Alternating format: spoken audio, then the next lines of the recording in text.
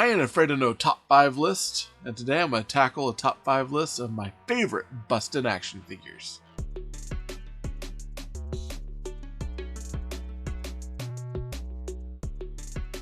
Hello toy fans, I'm here with another top 5 list. My top 5 today is actually out of my collection, my top 5 favorite Ghostbuster action figures. And I just wanted to say, like, I've got some really good Ghostbuster stuff. I've got a full Proton pack. I even have a PKE that's signed by Adam Savage. Those did not make the list, including an honorable mention of the Terror Dog Build-A-Figure. Did not make the list because I'm essentially only looking at my uniformed guys. I'm looking at the actual Ghostbusters and their uniforms in some form or fashion. So, this is my top 5 favorite Ghostbuster action figures from my collection. Ready? Let's get started. Alright, so my number 5 actually comes from, this was one that I had gotten before and then also got from Jeff. So it holds a pretty good place. It is Plasmane, the My Little Pony Ghostbuster crossover. Alright, so my number 5 is, of course, the Hasbro crossover series, Plasmane. Now, this was one of their Ghostbuster-inspired My Little Ponies.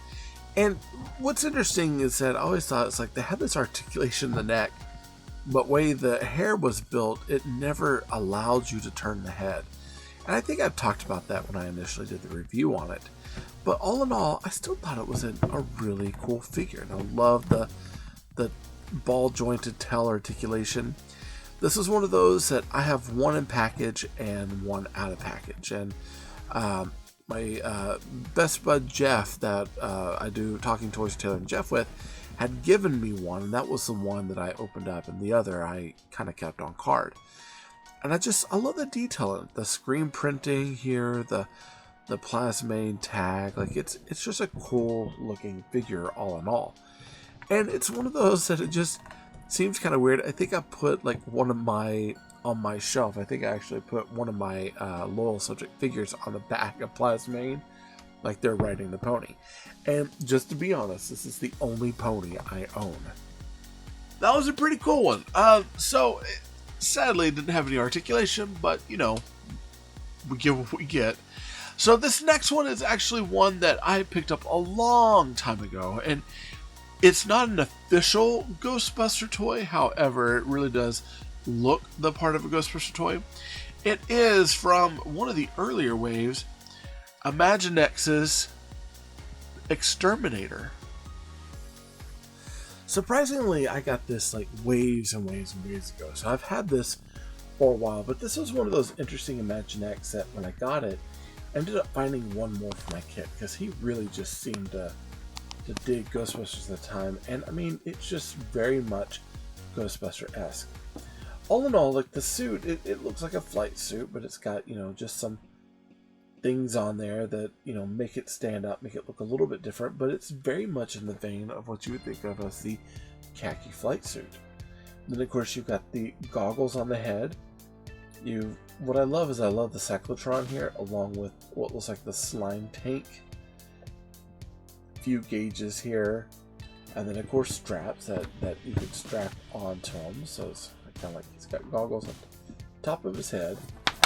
And then this looks very, very much like a PKE meter with the arms out, which I really dig. Of course, I put that in his hand, and this has a spot where you can put it up there. I guess put it over his shoulder like that, or you can hold it like this. Now, what I found interesting about this one, this is the only part that doesn't really seem Ghostbuster-esque. It feels like a really gigantic kind of oversized gun for something else. Like, this feels like this should belong to something else in another line. But it is an Imaginext property piece, and it kind of fits with them. Interesting, like, for me, this really does feel like a Ghostbuster. This is one of those that I was really wishing that they would have done another color set, maybe with a gray suit, maybe a little bit different face. Maybe we could have got a Winston type one, or just something that would be other than this one figure. But as far as it stands right now, this is the only one of this sculpt that we ever got. And it kind of kills me because it's a really cool Imaginext style Ghostbuster. That one's pretty neat. Honestly, if that's not a Ghostbuster, I don't know what it is. That really, I mean, even down to the scanner, looks just like a PK. Alright, so we're to my number 3. My number 3 in the middle of the road. It was another one of those crossover toys that I really loved. I happened to pick up a couple of them, and I'd done a review way back in the day. But I was able to pick up one more, and I never reviewed it, but I did want to show it. My number 3 is the Mattel Ghostbuster crossover with wrestling. It is the John Cena Ghostbuster. So when I got a chance to get the actual WWE Ghostbusters from Amazon back in the day, I picked up as many as I could, and that only left me with The Rock. It left me with Stone Cold Steve Austin, and I was able to get a John Cena before they got to where the actual figure prices were pretty much astronomical. What I like about the John Cena version is I love the fact that it's very much John Cena-esque. I mean, I kind of wish we would have gotten a ball cap that had the Ghostbuster logo on it, but we do get the dog tags. We get, you know, the Ghostbuster tee that shows off his guns. We get one wristband Ghostbusters, one with the Never Give Up for Cena Nation, and then, you know, so just regular pants. We've got the khaki shorts that are, you know, mimicking the Ghostbuster pads. And of course, he's got the knee pads here, and we didn't get rubberized knee pads like we did with The Rock. We got the articulated ones. Even like the shoes kind of are the gray sort of feel, so that it feels like the second run of the uniform. But of course, you got the belt, and it's just a really cool figure. The one thing that bothered me about these figures is I really did feel like their neutrino wands and proton packs were just a little too small. But all in all, it's still an awesome toy. I dig it. I dig that even like this version of him, he's got that big goofy smile. It's a really cool figure. I love the fact out of all the Ghostbuster wrestling figures, he's the only one with the t-shirt, and I really dig that. I think it's cool. Definitely fits his personality. Alright, so we're down to my number 2. My number 2 is one that, you know, I kind of looked around to see its worth. It was one of those that I wasn't expecting to get, and I at one point had thought about sending it back, and I was like, you know, I'm gonna hold on to it because it is rare.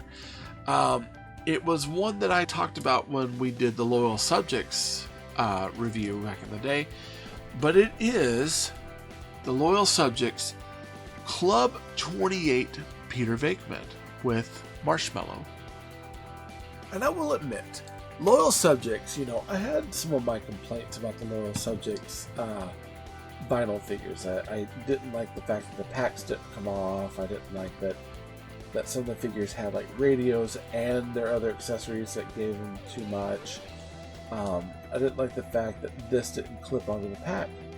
But all in all, like, I really dig the figures. And it's one of those that, you know, with this particular figure, it's strange. Like, the fact that you have a Club 28, and all it says is 28 on the bottom instead of having the normal Loyal Subjects. But there's something about the idea of Club 28 that just makes you feel special. For those who don't know what a Club 28 figure is from the Loyal Subjects, it's a figure that only 28 were made and are in existence out there in the real world.